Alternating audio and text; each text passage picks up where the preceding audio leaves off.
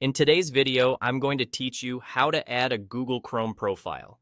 If you want to keep work and personal browsing separate, or just create a clutter-free space for a specific project, this is a quick and reliable way to do it. No new email address required. Start by opening Google Chrome and looking to the top right corner of the window. You'll see your current profile icon there, usually a small circle with a picture or a letter. Click that icon to open the Quick Switch menu.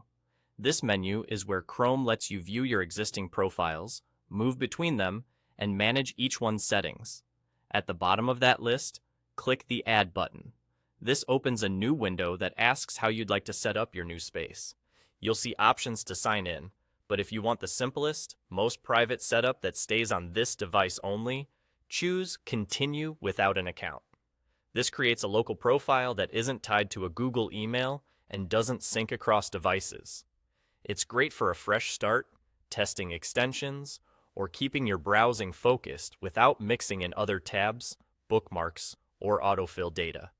Next, give your profile a clear name so you can spot it at a glance.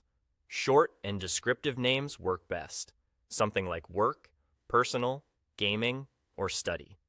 Then pick a color theme you like. The theme is more than just looks. It provides an instant visual cue so you know which profile you're using. That color will tint the toolbar and new tab background, which helps prevent you from accidentally opening work links in your personal space or vice versa. Once you're happy with the name and color, hit Done. Chrome will immediately open a brand new, empty browser window for your profile. This space has its own tabs, history, bookmarks, saved passwords, cookies, and extensions, completely separated from your other profiles. From now on, anything you browse or save in this window stays inside this profile. It won't mix with your other profiles, which keeps your workflow tidy and your recommendations more relevant. You can return to the profile icon anytime to switch between profiles quickly.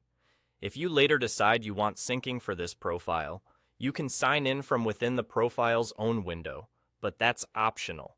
For most people who just want clean separation on one device, the local setup is perfect, and that's it.